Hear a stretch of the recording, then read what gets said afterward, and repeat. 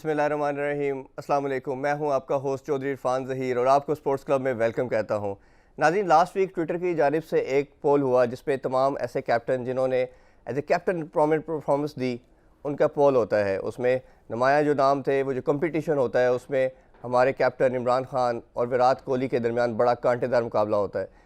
इमरान खान जो है वो 47% वोट लेके पहले नंबर पे आते हैं। दूसरे नंबर पे विराट कोहली 46% के साथ सेकंड नंबर पे रहते हैं और तीसरे नंबर पे AB डिविलियर्स होते हैं और चौथी जो थे वो ऑस्ट्रेलियन वीमेन कैप्टन थी। जब भी कोई पाकिस्तानी किसी स्पोर्ट्स के अंदर अचीवमेंट लेता है तो ओबियसली ये बहुत बड़ी प्राइड की बात होती है। आज हमारा शो भी बड़ा एक्सक्लूसिव और बड़ा ही ज़बरदस्त शो होने जा रहा है क्योंकि आज हमारे गेस्ट बहुत ही स्पेशल है। इनका तारुफ करवाने से पहले आपको बताना चाहूँगा, क्रिकेट के अंदर हमेशा स्पोर्ट्समैन जो होते हैं, जो ऑलराउंडर होते हैं, उनकी एक स्पेशल इंपॉर्टेंस होती है। पाकिस्तान की जो रिकग्निशन है वो ओबियसली हमारी जो पहचान बनी वो फास्ट बॉलिंग थी, बट ऑलराउंडर भी जो हमने मोस्टली देखे वो फास्ट बॉलर होते हैं, बट स्पिनिंग ऑलराउंडर बड़े कम हमारे पास अवेलेबल थे। उसमें 2-4 बड़े प्रोमिनेंट नाम हैं। आज जो गेस्ट हैं वो भी उसी हवाले से है।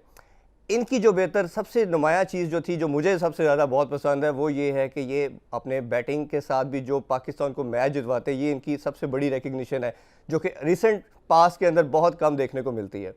उसके अलावा जो गेम अवेयरनेस है इनकी, वो शायद पाकिस्तान के अंदर बहुत कम क्रिकेटर्स हैं जिनके अंदर वो सेंस है, जो अवेयरनेस है जो इनके अंदर मौजूद है। शायद इसी वजह से इनको प्रोफेसर भी कहा जाता है। बिल्कुल डेफिनेटली आप सब पहचान के होंगे। आज हमारे साथ मौजूद हैं मोहम्मद हफीज़ भाई। अस्सलाम वालेकुम सर, कैसे हैं? ठीक ठाक है? बहुत शुक्रिया, इट्स रियली ऑनर कि आप आए। अच्छा हफीज़ भाई, सबसे पहले तो मैं आपका स्ट्रेट अवे वो वर्ल्ड रिकॉर्ड जो आपने इस साल बनाया, क्रिटिक्स बात कर रहे थे एज ज़्यादा हो गई है, रिटायरमेंट ले लेनी चाहिए, लेकिन आपने उनको आंस जो किया वो बड़ा ही ज़बरदस्त क्या किया कि वर्ल्ड रिकॉर्ड बना डाला। सबसे पहले इसके वाले से बताइए, क्या थॉट आई आपके माइंड में? नहीं, आप कुछ भी करने, जब आप ऐसा कुछ हो जाता है तो कुछ सोच के तो किया नहीं जाता, लेकिन ये था कि ऑब्वियसली जब मैं टीम में वापस आया 2019 के एंड में और जो 20th का स्टार्ट था जी बांग्लादेश सीरीज़ में, मुझे जब रिकॉल किया गया फॉर द T20 सीरीज़, तो ऑब्वियसली कुछ चीज़ें ऐसे चल रही थी, लोगों की एक राय बनती है और मैं हमेशा उस राय को पॉजिटिव लेता हूँ और उस राय को अगर वो गलत हो, मुझे लगेगा वो गलत हो, तो मैं परफॉर्मेंस से उसको गलत साबित करता हूँ। बिल्कुल। तो सारा कैरियर ऐसे गुजरा, जब स्टार्टिंग फ्रॉम 2003 या इवन 99 में जब मैंने अपना फर्स्ट क्लास डेब्यू किया, तब भी लोगों को का ये ख्याल था, उस वक्त के लोगों का जो उस वक्त मेरी एसोसिएशन में थे, कि ये फर्स्ट क्लास का अच्छा प्लेयर साबित नहीं होगा। अच्छा। तो वो चैलेंजिंग एटीट्यूड हमेशा से मेरे अंदर मौजूद था।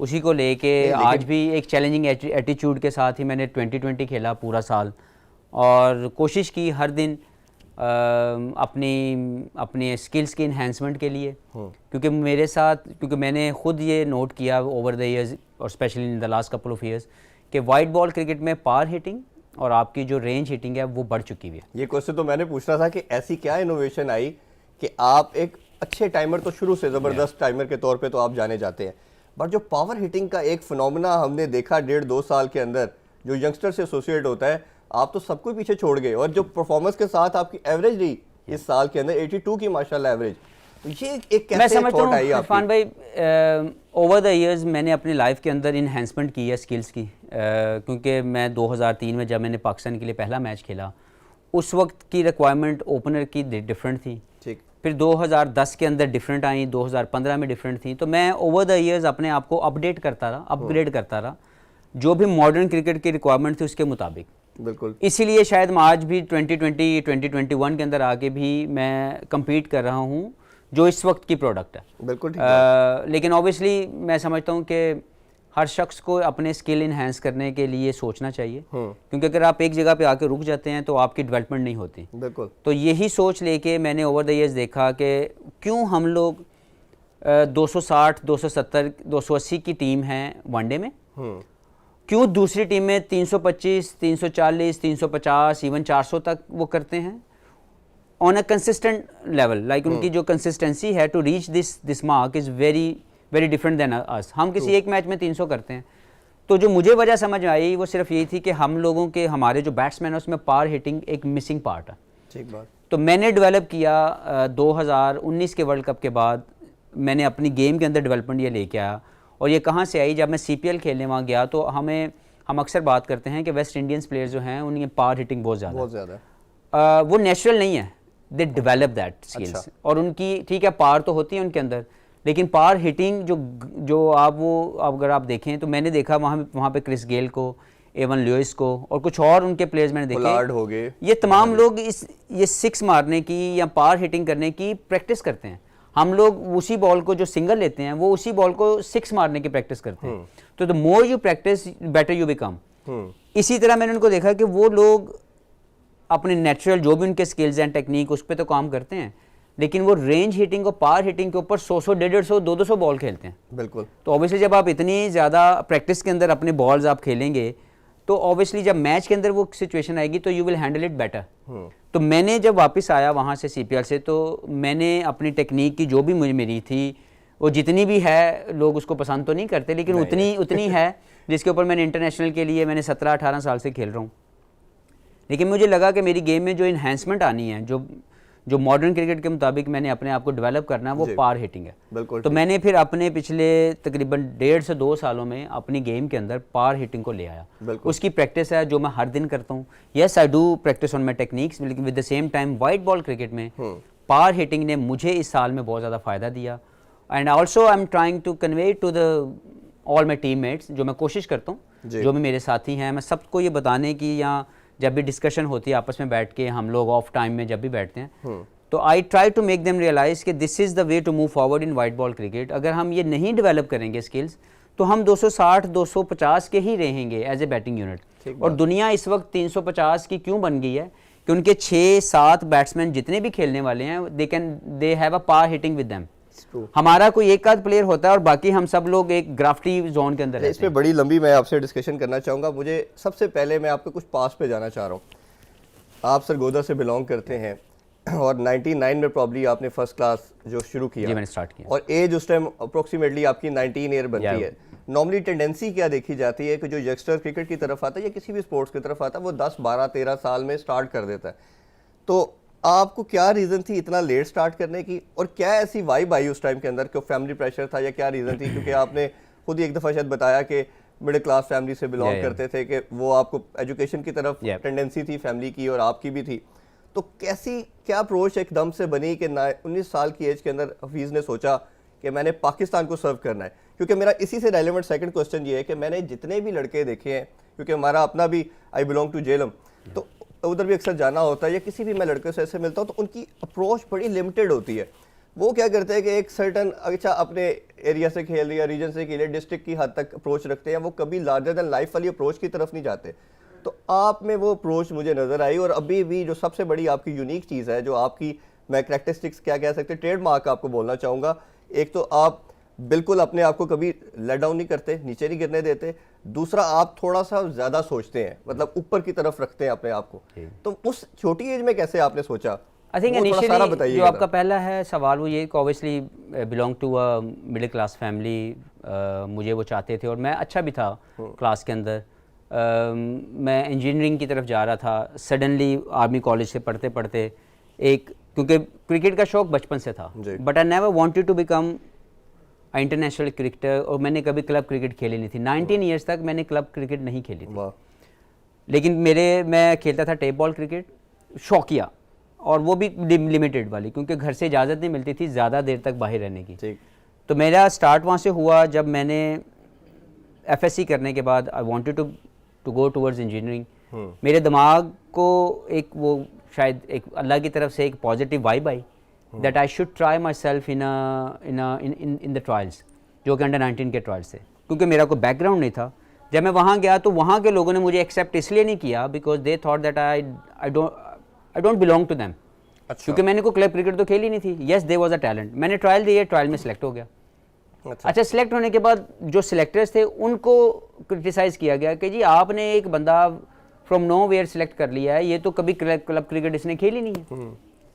तो तब से मेरे दिमाग में एक चैलेंज आया कि यार why I can't do that, I will show you that I can do that.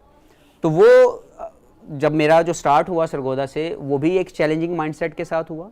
तो मैंने फिर उस बेसिस पे मैंने फैमिली से बात की, स्पेशली अम्मी से, उनका बहुत आज जिस मुकाम पे हूँ उनकी दुआओं की वजह से हूँ। इनिशियल स्टेज पर उन्होंने मुझे फेवर दी, उन्होंने कहा कि आप जो चाहते हैं वो करो, बट डू द बेस्ट। ठीक। तो मुझे फिर वो sense of responsibility right from that day कि यार एक गरीब आदमी ज़िंदगी में कामयाब होने के लिए अगर पढ़ना चाहता है, अगर वो पढ़ाई को सेक्रीफाइस कर रहा है, then there is no other option मेरे लिए कि मैं इसमें कामयाब ना हूँ. Then I left all those thing जो एक 19-20 साल 21 साल 22 साल की उम्र में कोई भी लड़का कर सकता है. मेरे दिमाग में सिर्फ क्रिकेट और बेहतरी आ गई. तो वही लेके मैंने अपना क्रिकेट कैरियर स्टार्ट किया. फेलियर भी आए, सक्सेस भी आई, स्ट्रगलिंग पीरियड में बहुत टफ टाइम देखा, लेकिन आई एम हैप्पी कि ज़िंदगी में अल्लाह मुझे वहाँ पे ले आया. और अल्लाह ने ही उस वक्त, मैं समझता हूँ कि मेरे दिमाग में वो सोच डाली कि I have to opt this one. Number 1. Number 2, मेरे जूं कैरियर चला, एक चैलेंजिंग माइंडसेट ने ये भी एक्सेप्ट किया कि मुझे विजनरी होके काम करना है. अगर मैं एक छोटे इलाके से हूँ, yes I started from Sargodha which is not, अगर इंफ्रास्ट्रक्चर पे जाएंगे तो वहाँ पे इतना स्ट्रॉन्ग इंफ्रास्ट्रक्चर नहीं है as compare to Lahore, Karachi. और वहाँ के लोगों की अप्रोच बहुत छोटी थी. They wanted to play those small games and they wanted to go to league cricket. England में लीग क्रिकेट खेलने चले जाए and they think this is done for them, this is the career they wanted to make. मैंने वहाँ से सोचा that why I can not represent Pakistan. तो मैंने स्ट्रेट अवे बाकी तमाम ऑप्शन बंद कर दी दिमाग से. पॉजिटिवली एक चीज़ सोचने की कोशिश की मैंने कि मैंने सिर्फ पाकिस्तान खेलना है. अगर मैं वो नहीं खेल सकूँगा, अदर देन दैट मेरे पास कोई ऑप्शन ही नहीं है, because I told you I already have sacrifice my study. True. तो उसने मुझे पुश दी, उसने मुझे ड्राइव दी. एक गुर्बत जो मेरे साथ थी उसने मुझे ड्राइव किया. बहुत टफ टाइम देखा, बहुत मुश्किलात से मैंने अपनी क्रिकेट स्टार्ट की. वालिदैन जितना भी सपोर्ट कर सकते थे फाइनेंशियल, उन्होंने मुझे वो भी किया. एंड देन ऑब्वियसली चीज़ें चलती गई. SNGPL के साथ मुंसलिक होना, वहाँ से एक फाइनेंशियली हेल्प का मेरे साथ अटैच होना, मेरी क्रिकेट की ज़रूरियात जो मेरी पूरी होती और थी. फिर भाई उसमें जब आप टीम में सेलेक्ट नहीं हुए थे तो एक मेरे कुछ प्लेयर से बात हुई, वो कहते हैं कि जी हमें एक पहले जैसे एक आवाज़ आनी शुरू हुई थी कि चंदा एक प्लेयर है, वो चंदा आ रहा है और बड़ी हिटिंग करता है और वो बहुत ज़्यादा मार धाड़ करता है. तो वो चंदा को पिक किसने किया, कैसे सिलेक्शन हुई और वो ट्रांसफॉर्मेशन पाकिस्तान टीम में आना कैसे हुआ? ये कि जब मैंने फर्स्ट ईयर मैंने अंडर-19 खेली तो मैंने पाकिस्तान टॉप किया. ठीक. बैटिंग में और बॉलिंग में भी मैंने को 29 विकेट्स लिए. लेकिन जब पाकिस्तान अंडर-19 के सिलेक्शन के लिए मैं आया लाहौर में तो मुझे सिलेक्ट नहीं किया गया, इवन तो मैं नंबर 1 था. अगर मैं 850 करके इस काबिल नहीं हूँ तो 250 वाला वो खेल रहा था. तो मुझे ये कहा गया कि उनमें मुझ में वो बात नज़र नहीं आई. अच्छा. ओके. मैंने कहा अच्छा यार ठीक है, I will try to develop वो वाली बात जो किसी को नज़र नहीं आई. तो it took me about 4 years. मैं वापस गया और मैंने पॉजिटिवली उस बात को लिया. I didn't went into the एक तो मैं आपको बताऊं, लाइफ में अगर आप चीज़ों को पॉजिटिव लेके मेहनत नहीं करेंगे आप पीछे रह जाएंगे. ज़िंदगी में अगर आप नेगेटिव जोन में घुस गए तो एज ए प्रोफेशनल आपकी कामयाबी नहीं है. ये मैंने खुद अपनी लाइफ से सीखा और मेरे कुछ और सीन मेरे साथ जो खेलने वाले हैं मैंने उनसे भी सीखा. जो टैलेंट का अलापने वाले हैं वो अगर नेगेटिव जोन में चले जाएं तो वो नीचे गिर जाते हैं. तो ये भी एक टैलेंट है कि अगर आप पॉजिटिव माइंडसेट के साथ अपने क्रिकेट को लेके चलते हैं तो ये भी वन ऑफ द टैलेंट है. तो मेरी लाइफ के अंदर जो पॉजिटिव अप्रोच है उसने मुझे बहुत फ़ायदा दिया. स्टार्टिंग फ्रॉम दैट डे जब मुझे कहा गया कि इसमें वो बात नज़र नहीं आई, आई वेंट बैक. मैंने 4 साल अपनी डोमेस्टिक के अंदर परफॉर्मेंसेस को इन्हांस किया, उसको हर साल बढ़ाने की कोशिश की. Yes it took me couple of years to understand कि, लेकिन ये है कि जब मैं वहाँ पे पहुँचा तो 2003 में यहाँ पे एक पहली रिकग्निशन मुझे जो मिली वो मिली रमज़ान कप हुआ. उसमें तमाम इंटरनेशनल टीम जो थी वो वर्ल्ड कप खेलने के लिए गई हुई थी. तो मुझे एक ऑप्शन मिली कि मैं वहाँ पे आके अपने स्किल्स को शो कर सकूं. तो उसमें मैंने अच्छी performances the. I think man of the series भी, उसमें मैन ऑफ द टूर्नामेंट भी मैं बना. फाइनल का शायद मैन ऑफ द मैच, कुछ ऐसे मेरे साथ हुआ. तो सिलेक्टर्स ऑलरेडी देख चुके थे कि ये अपकमिंग लड़का जो बैटिंग भी करता है, बॉलिंग भी करता है, फील्डर भी अच्छा है, 3 in 1 है. तो और रेपुटेशन मेरी बनी through match referees and umpires. और वहाँ से खुद ब खुद होते होते आई थिंक आमिर सुहेल साहब, मैं उनका बड़ा शुक्रगुजार हूँ कि जब उन्होंने एज ए चीफ सिलेक्टर अपना ओहदा संभाला तो सबसे पहले उन्होंने जो चेंजेस लेके आए टीम में, उसमें उमर गुल भी आया, उसमें मैं भी आया, यासिर हमीद आया. तो काफ़ी लड़के थे जिन्होंने 2003 में डेब्यू किए पाकिस्तान के लिए. तो उनमें एक मैं भी हूँ और वहाँ से ये सिलसिला शुरू हुआ. जी नाज़रीन, मोहम्मद हफीज़ से बड़ी ज़बरदस्त गुफ्तगू जारी है. अभी इनसे बड़े इंटरेस्टिंग क्वेश्चन और भी हमने करने हैं, but it's time for short break. See you after that. जब तक पार हिटिंग आपके अंदर नहीं आएंगे आप पीछे रह जाएंगे बैटिंग में, और आपकी बॉलिंग में जब तक किलिंग इंस्टिंक्ट नहीं आएगा आप पीछे रह जाएंगे विनिंग कॉज के लिए खेलने के लिए.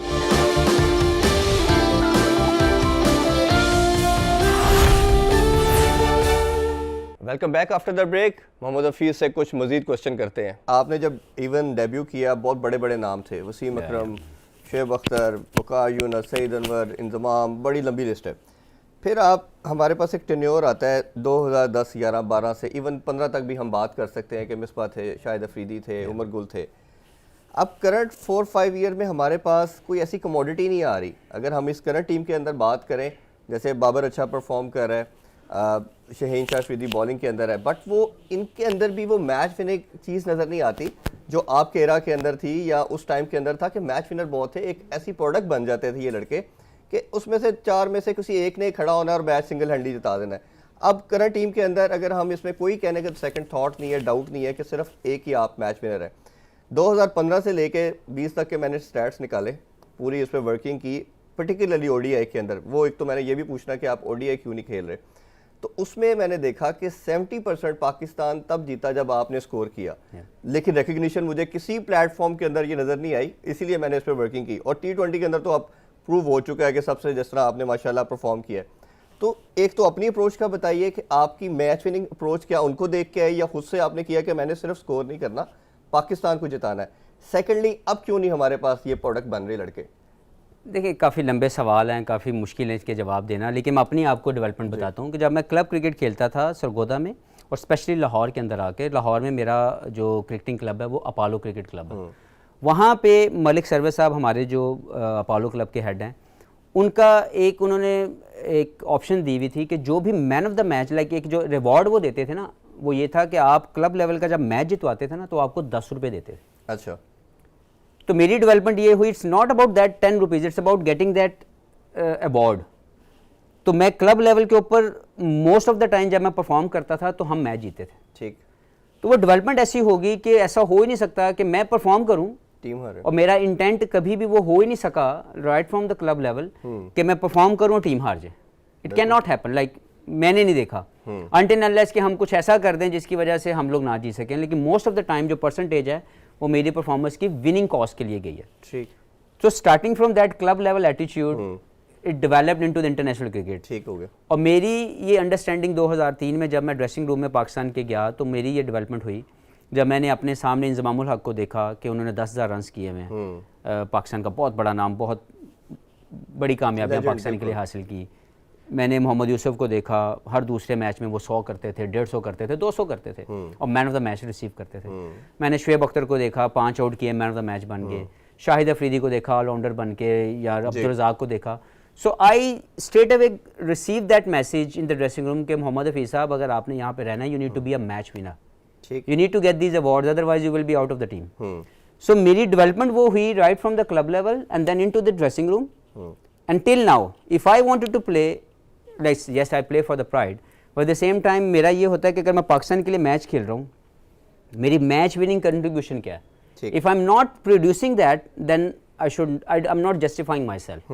तो मेरी ये सिंपल थॉट है, सिंपल प्रोसेस है। मैं किसी भी टीम में खेलूँ, if I don't make a difference in a positive way, if I don't win matches for them, I feel like it Hafeez साहब you doing nothing, you just wasting your time. तो अभी लड़कों को सेकंड उसी का question अपना बता दिया कि अब 4-5 साल से ये इंटेंट किधर गई, रेयर नजर आती है। कई फखर ने स्कोर कर दिया, हसन अली थोड़ा सा बना, शाहीन शाह एक मैच में किया, 4 में नहीं किया, बाबर स्कोर कर रहे हैं, बट उनके साथ ये विनिंग एसोसिएशन नहीं की जा रही। देखिए, इसमें 2 चीज़ें मैं आपको बताऊंगा। हमने अपने ही यंगस्टर्स को बड़ा करना है, हमें करना पड़ेगा। अनफॉर्चुनेटली हम डेवलप नहीं कर सके, हम उनकी परफॉर्मेंसेस को भी रेट नहीं करते एट सर्टन स्टेज। हम माइनस पॉइंट ज़्यादा देखते हैं ना कि पॉजिटिव पॉइंट। देखिए, मैच विनर मौजूद हैं पाकिस्तान के लिए, लेकिन हमें उनको मज़ीद ग्रूम करना है, बेहतर एक प्रोडक्ट बनानी है जो मैच विन के सिनेरियो में आ जाए। अगर मैं ड्रेसिंग रूम में आ गया हूँ तो मेरी बिगेस्ट अचीवमेंट जो होनी चाहिए वो man of the match, man of the series. If I'm not bringing these results to the team on a regular basis, I should not be called a match winner.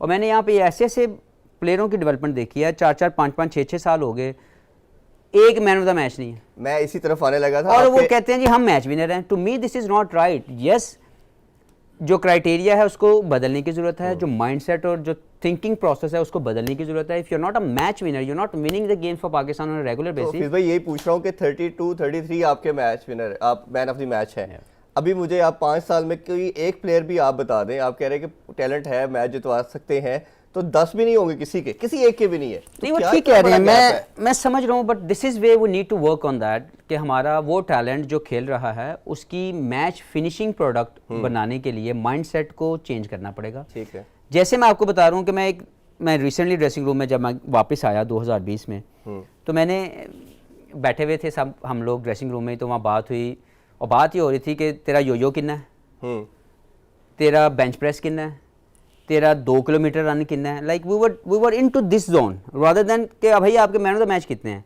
आपके match winning cause 100 कितने हैं, आपके match winning fibre कितने हैं। ठीक। So we should discuss this things, क्योंकि ये culture develop करना पड़ेगा।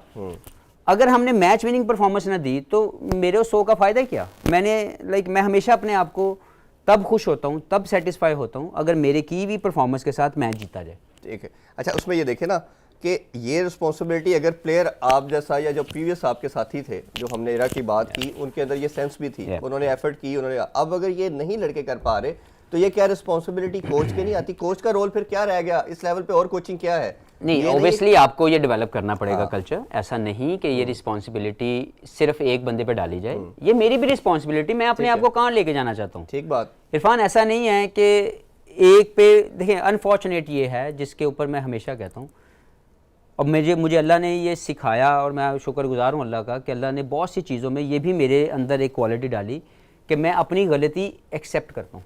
ठीक। मैं अपना फेलियर खुद मानता हूँ और अपने फेलियर को खुद ब्लेम करता हूँ अपने आप को। पहले मैं भी इसी जोन में था जो हमारी सोसाइटी डेवलप करती है अनफॉर्चुनेटली, कि जो चंगा हो तो मेरा, जो पैड़ा हो जाए तो दूजे पे पा दो। बिल्कुल। So you can easily blame others कि जी मेरे से अच्छा नहीं हुआ तो मैं दूसरे पे डाल दूँ, but you need to look into your own self कि यार मैंने क्या किया है। ऐसा नहीं हो सकता कि फेलियर मैं दूसरे पे डाल दूं, कामयाबी खुद ले लूं। तो ये हमारा कल्चर था। मुझे भी ये समझ लेट आके आई, 2007 में मुझे ये रियलाइज हुआ कि भाई it's not by anyone else, it's because of me. So I need to bring the match winning performances. जब मैं मैच जितवाऊंगा, मैन ऑफ द मैच बनूंगा, मैन ऑफ द सीरीज बनूंगा, मुझे कोई निकाल ही नहीं सकता। अभी क्या है, ये जो आप बात कर रहे हैं इसकी डेवलपमेंट दो तरह से आनी है। अगर आपका खेलने वाला प्लेयर अगर वो परफॉर्मेंस ही मैच विनिंग जोन वाली नहीं दे रहा, और बताने के लाइक एक सिचुएशन आपके पास आई है और आप मैच विनर नहीं बन पा रहे, तो it's you, it's not someone else. Yes, culture develop होना चाहिए, इसको होना चाहिए। With the same time it's player mindset कि वो कहाँ अपने आप को लेके जाना चाहता है। ठीक है। अगर वो यहीं पे रहना चाहता है कि मैं अपना 30-40 करके टीम दे विच रहा, it doesn't work, because you will not recognise your self as a match winner player. और अगर आपने लेगेसी ना छोड़ी अपने कैरियर के अंदर, आप अपने पीछे कुछ छोड़ के ना गए कामयाबियां अपने नाम, देखें ना शाहिद अफरीदी का नाम जब आता है तो हम उसको मैच विनर कॉल करते हैं, क्योंकि भाई हकीकत में उसने पाकिस्तान को 40-50 मैच जितवाए हैं, man of the match award है उसके। ठीक बात। तो कोई उसको कम्पीट कर दे, कोई उस जितना पहुंच जाए तो उसका भी नाम बन जाएगा। ठीक बात। तो जब आप वो मैच विनिंग परफॉर्मेंस ही नहीं दे पाएंगे, अब्दुल रज़ाक को लोग क्यों याद करते हैं कि जब भी वो परफॉर्मेंस देते थे मैच जीता जाता था। मोहम्मद यूसुफ मैच जितवा देते थे। So we need to bring this culture into. अच्छा, उसमें एक मैं स्पेसिफिकली इस पे बात करना चाह रहा हूँ कि आपने पाकिस्तान से 55 टेस्ट मैचेस खेले, फिर आपने पाकिस्तान 218 ODI और अभी ऑलमोस्ट 99 आपके T20 हो गए, और माशाल्लाह पाकिस्तान के हाईएस्ट रन स्कोरर भी आप शुएब मलिक के साथ बन चुके हैं, और आपने ये 99 जल्दी मैचेस के अंदर वो कर लिया। अच्छा, दूसरा ये है कि 2010 तक मेरा ख्याल है कि सारी टीमें इक्वल थी, 2010-11 तक डिफरेंस आना शुरू हुआ उसके बाद कि सारी क्रिकेटर्स की जो टीम्स थी उनकी अप्रोच चेंज होना शुरू हो गई, और 300+ 350 पे जाना शुरू कर दिया। अनफॉर्चुनेटली हमारा स्टेट ऑफ माइंड ODI के अंदर, मैं वाइट बॉल के अंदर अगर देखूं तो वो ये बना कि हमने 240-50 करना है, और 3-4 ऊपर से आउट हो जाते हैं। मिसबा साहब कैप्टन थे, रिस्पॉन्सिबिलिटी मैं ज़्यादा ऑनर्स उन पर डालूंगा क्योंकि वो कैप्टन की होता है ना, लीडरशिप को उस फॉलो करते हैं सारे। आप उनका 50-60 स्कोर होता था, आप मोहम्मद हफीज़ ने अंदर स्कोर कर दिया तो पाकिस्तान 300 कर देगा, मोहम्मद हफीज़ या अफरीदी कोई ना चला तो वो 250 रहेगा, 240-50 पाकिस्तान मैच हार गया जी, हाईएस्ट स्कोर किसका है जी, मिसबा का है। तो वो स्टेट ऑफ माइंड ने हमें बाकी क्रिकेट से बहुत नीचे ले आया, और अभी भी ये करंट मैनेजमेंट के अंदर भी आ रहा है। मुझे इस करंट टीम के अंदर आपके अलावा या बाबर के अलावा स्ट्राइक रेट किसी का है ही नहीं है, तो ये किसने ठीक करना है चीज़ें? देखिए, पहले तो आपके सवाल में थोड़ा सा तलखी है, ठीक है, हमारा दिल रोता है जब पाकिस्तान। तो मैं इसका जवाब इसलिए दूंगा कि देखें, हर प्लेयर के खेलने का एक तरीका है, हमें उसको रिस्पेक्ट करनी है, क्योंकि उसकी सर्विसेज जो हैं वो पाकिस्तान के लिए number 1। Yes you absolutely right कि 2000 स्पेशली 12 के बाद इंटरनेशनल क्रिकेट का जो मोड था, जो टीमों ने एक्सेल किया है, हम उससे पीछे रह गए हैं ठीक माइंडसेट की वजह से। जी उसकी वजूहत कुछ भी हो सकती हैं। बात यह है कि it's not only because of a one person, उसके पीछे भी तो पूरी डेवलपमेंट के लोग बैठे हुए थे। ठीक वो उन्होंने क्यों नहीं इस चीज़ को समझा, क्यों नहीं सेंस उनको आई कि यार हमें अगर आगे जाना है तो हमें कुछ ना कुछ चेंज करना है, वो भी उसी के साथ चलते गए। तो बहुत सी चीज़ों को आप क्रिटिसाइज कर सकते हैं, बहुत सी चीज़ों के ऊपर इसका इल्ज़ाम लगा सकते हैं, नॉट ऑन वन पर्टिकुलर। मैं आपको रोकने लगा इसी पॉइंट पे। आप पाकिस्तान के कैप्टन बनते हैं, मैं कैप्टन के ऑनर्स क्यों डाल रहा हूँ, उसकी रिस्पॉन्सिबिलिटी क्यों डाल रहा हूँ। अब बनते हैं, पाकिस्तान T20 वर्ल्ड कप में हारता है, अच्छी परफॉर्मेंस के साथ हारता है, आप रिटायरमेंट दे देते हैं। पाकिस्तान की हिस्ट्री के अंदर कोई कैप्टन खुद रिटायरमेंट नहीं देता। आपने कैप्टनसी छोड़ दी क्योंकि आपने सोचा मैं इधर रखना चाह रहा हूँ, वो चीज़ डिलीवर नहीं हो सकी होगी आपके माइंड में। डेफिनेटली आप खुद बताएं, आपने रिटायरमेंट ले ली कैप्टनसी से कि मैं छोड़ रहा हूँ। एक तो पाकिस्तान में छोड़ता कोई नहीं, कोई भी सीट मिल जाए तो कैप्टनसी तो छोड़ता ही कोई नहीं ना। तो आपने छोड़ दी, इन्होंने नहीं छोड़ी, तो किस तरह ब्लेम नहीं इन पे बनता? देखिए मेरे छोड़ने की वजूहत और थी। मैंने जहाँ से टीम को उठाया 9वें नंबर की टीम थी रैंकिंग के अंदर, हम नंबर 1 पॉइंट से हम लोग नंबर 2 थे। जी ऐसा ही है। सब कुछ अच्छा चल रहा था, लेकिन मसला ये था कि उस वक्त का जो बोर्ड था वो उनकी नज़र में मैं अच्छा इंसान नहीं था, उनकी नज़र में मैं बेहतर लीडर नहीं था, क्योंकि मैं सवाल करता था। ठीक है। क्योंकि मैं गलत बात के ऊपर अपना हाथ खड़ा करता था, तो उनको वो नहीं चाहिए था, उनको कोई यस मैन चाहिए होगा। तो जो भी उन्होंने किया, मुझे फोर्स किया गया कि मुझे ये करना है, क्योंकि मेरी ये थी कि मैं क्योंकि परफॉर्मर हूँ, मैं परफॉर्मेंस बेस खेलता हूँ, ना तो मेरा कोई बैकग्राउंड है, ना मैं किसी पीआर के चक्करों में खेलता हूँ, और ना ही मुझे ये काम आते हैं। सो मैंने उस सारी चीज़ों को समझते हुए कि अगर मुझसे को बेहतर आ सकता है तो भाई आप उसको लें, because I know what I am doing. आपको नहीं मैं पसंद तो मैं चेंज हो जाता हूँ, क्योंकि मैं तो परफॉर्मर हूँ, मैं तो उस बेस पे खेलता नहीं हूँ कि मैं टॉस करूँगा तो खेलूंगा, जब टॉस खत्म हो जाएगा तो मेरी क्रिकेट खत्म। तो मैं तो वैसा हूँ नहीं। ऐसा ही है। हुआ ये कि मुझे नहीं पता कि ऐसा क्यों नहीं हो सका, लेकिन हम वाइट बॉल क्रिकेट में फॉर श्योर हम लोग पीछे रह गए, ऐसा ही। और अभी भी हम लोग कैचअप पोजीशन में हैं। अभी भी हम लोग इवन 2020 के अंदर भी दुनिया जिस मोड में खेल रही है, अनफॉर्चुनेटली हम अभी पीछे हैं। लेकिन मैं उम्मीद करता हूँ कि इसके ऊपर काम होगा, हमारा माइंडसेट बदलेगा, हम लोग मॉडर्न क्रिकेट की requirement, specially in white ball cricket, आपको जब तक पावर हिटिंग आपके अंदर नहीं आएंगे आप पीछे रह जाएंगे बैटिंग में, और आपकी बॉलिंग में जब तक किलिंग इंस्टिंक्ट नहीं आएगा आप पीछे रह जाएंगे विनिंग कॉज के लिए खेलने के लिए। यही दो चीज़ें हैं कि हम बॉलिंग के अंदर वो जो हमारा एक लीथल अप्रोच थी एज ए बॉलिंग यूनिट, हम उसमें थोड़ा पीछे आ गए हैं because of the mindset. Skill सभी के एक जैसे होते हैं, it's only the mindset and the attitude which takes you to the different level. बिल्कुल। इसी तरह बैटिंग के अंदर अगर हम लोग उसी टेक्निक के ऊपर खेलते रहेंगे कि जी मेरा 70 गेंदा थे 50 हो जाए तो मैं बाद चो कैचअप कर लूंगा, इट डजंट वर्क नाउडेज। ऐसे ही है, बिल्कुल तो ऐसे ही। आप मॉडर्न क्रिकेट में चले जाएं, जो बेस्ट टीम्स आपको दुनिया में नजर आएंगी उनके क्रिकेटर्स की जो स्ट्राइक रेट्स हैं वो डिफरेंट है, उनमें तमाम में पावर हिटिंग है। इसी तरह उनके जो बॉलर्स हैं उनमें लीथल इंस्टिंक्ट है कि they wanted to get you out. ऐसे ही है अटैकिंग। वो ये नहीं करते कि जी मैं पहले मेरे 4 ओवर जनाब मनु 15 होया है। It doesn't work if you don't take wicket. तो they will attack you later on. तो मसला ये है कि हमने ये समझना है कि दोनों चीज़ों की डेवलपमेंट पे काम होने वाला। आई एम श्योर कि मिसबा इसके ऊपर काम करेगा। एक चीज़ मैं आपको बताता जाऊँ, बहुत सा क्रिटिसिज्म हो रहा है मैनेजमेंट के ऊपर, बहुत सी चीज़ों के ऊपर उनको ब्लेम किया जा रहा है। I believe sorry for them, क्योंकि मैं अपना एक्सपीरियंस शेयर कर सकता हूँ।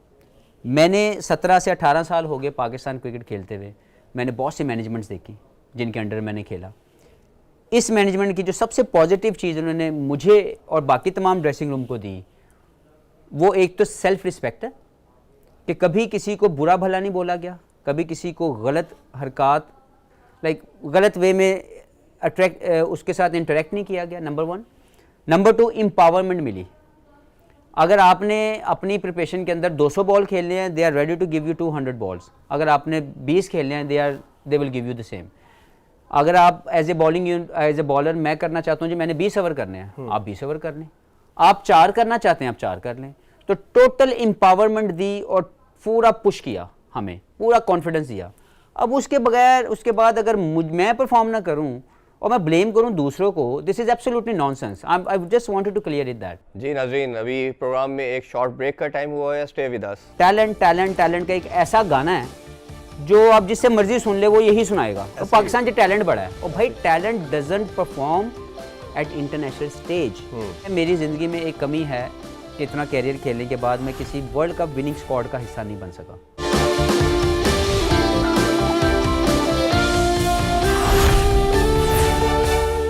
Welcome back after the break. नाज़रीन, अभी गुफ्तगू कुछ मज़ीद आगे बढ़ाते हैं। अभी पाकिस्तान किसी भी सीरीज़ के अंदर पहला मैच जब हारता है तो उसके बाद खड़ा नहीं हो पाता।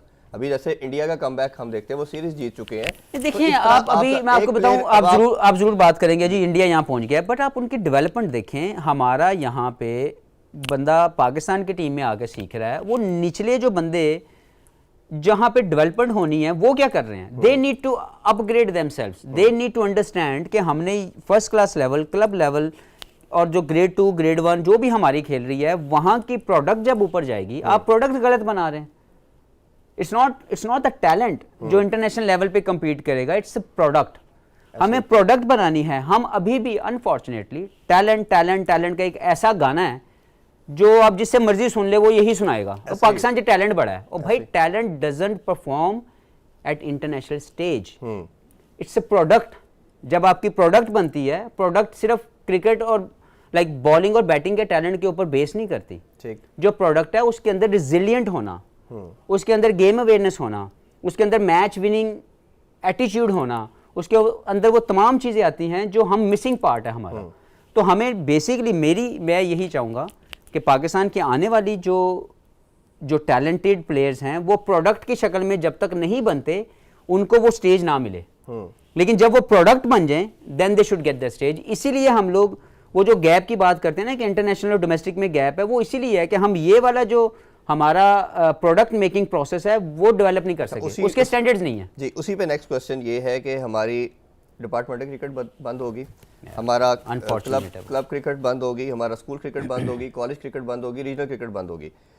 इस पे आप you were the only one again जो हमेशा से दिलेरी दिखाते हैं। आपने पीएम साहब को अप्रोच किया, उन्होंने आपको इनवाइट किया, आपकी बात सुनी। एक तो उस मीटिंग का भी आपसे खुद जानना चाहेंगे क्या बात हुई। उन्होंने ओबियसली माना नहीं, लेकिन उसका बताइएगा।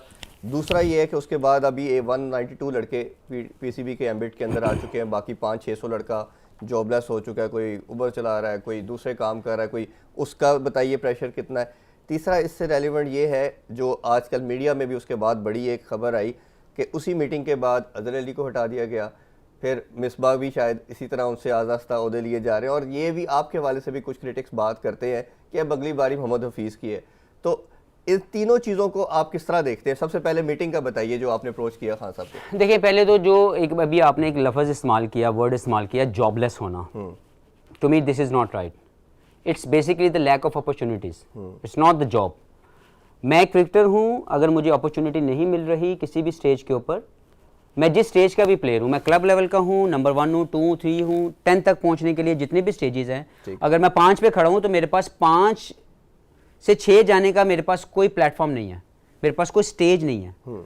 तो हम बेसिकली हुआ ये कि जब ये सारा सिनेरियो क्रिएट किया गया या ये डेवलपमेंट आई कि जी ये चेंज होने जा रहा है, तो ऑब्वियसली मैं ये कतई नहीं कहता कि मैं एसोसिएशन या अपने रीजन की प्रोडक्ट नहीं हूँ, लेकिन मेरी प्रोफेशनल डेवलपमेंट मेरे डिपार्टमेंट ने की। ठीक है। और पाकिस्तान का अपना एक फ्लेयर है, for god sake we need to understand, it's not कि जी असी ऑस्ट्रेलियन बन जाइए, असी इंग्लैंड की तरह खेलना शुरू कर दिए, देन इट विल वर्क। अरे भाई पाकिस्तान का भी तो कोई फ्लेयर है, पाकिस्तान की अपने भी खेलने के कोई उसके कोई ना कोई अच्छी चीज़ें होंगी जिससे उसने 92 का वर्ल्ड कप जीता, जिससे उसने 90s के जो बड़े बड़े नाम प्रोड्यूस किए। इसके बाद 2019 का वर्ल्ड कप हम लोगों ने T20 में जीता, चैंपियंस ट्रॉफी जीती। तो ये सारी चीज़ें पाकिस्तानी फ्लेयर के साथ भी तो हमने जीती, ऐसे ही हम उसको भूल रहे हैं। तो वो ना हो जाए कि कौवा चला हंस की चाल, अपनी भी चाल भूल गया, वो ना हो जाए। तो हुआ ये कि जब मेरे दिल में ये बात थी और मैंने अपने आप को सेटिस्फाई किया, अपने ज़मीर को जस्टिफाई किया कि यार अगर मैं ये रेस कर सकता हूँ पॉइंट, तो मैं अपने आप को रोकूँ ना। और इसी तरह मैंने अपनी क्रिकेट खेली है कि अगर को मुझे लगा कि सही बात है मैं उस पर खड़ा रहूँ, और अगर को लगा गलत बात है तो मैं उसके खिलाफ बोलता रहा। मैं पीएम साहब का बहुत शुक्रगुजार हूँ कि उन्होंने हमें टाइम दिया, और मैं अज़हर और मिसबा का उससे भी ज़्यादा शुक्रगुजार हूँ कि इस नोबल कॉज में वो मेरे साथ चले। हमने वो मीटिंग अरेंज की और मकसद पॉजिटिव ये था कि हम सिर्फ ग्राउंड रियलिटीज़ बता सकें।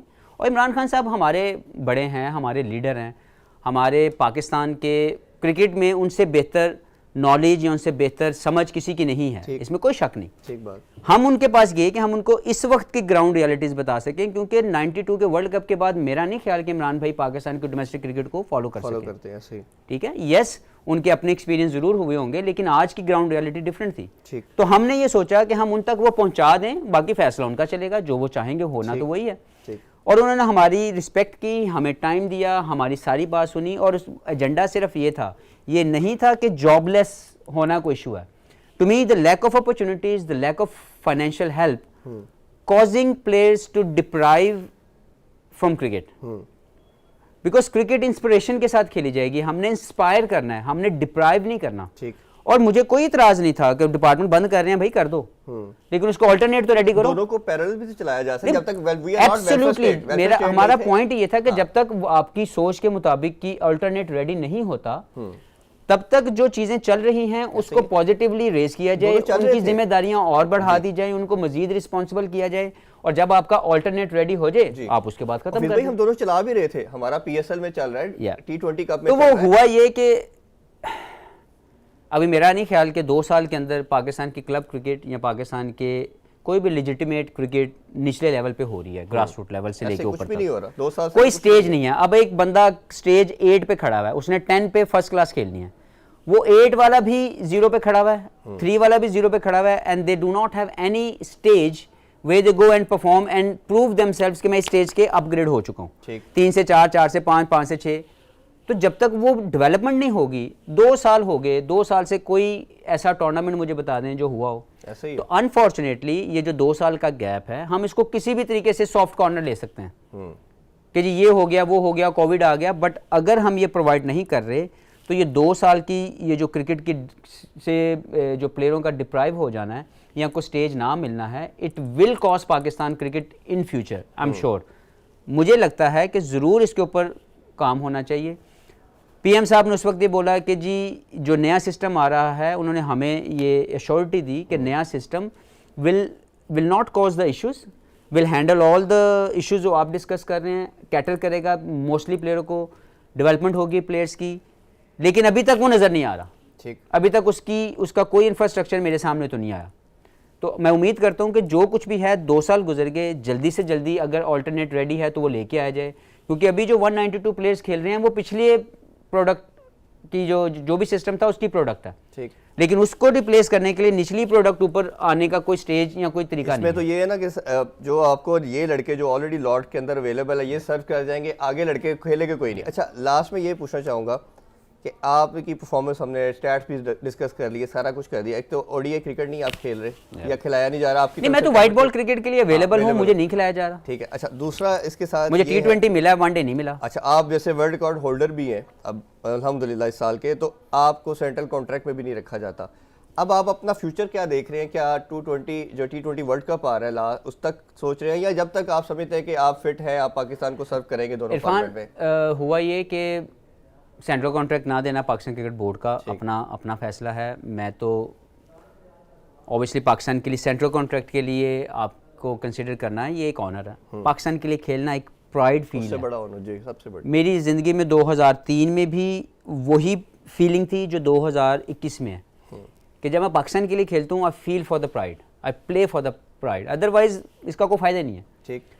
अभी भी मैं जो खेल रहा हूँ या जो मेरी सबसे नंबर 1 इंस्पिरेशन है खेलने की, या जो मुझे ड्राइव करता है, वो पाकिस्तान की जर्सी ऑन करना। अदर देन दैट कुछ भी नहीं है। ठीक है।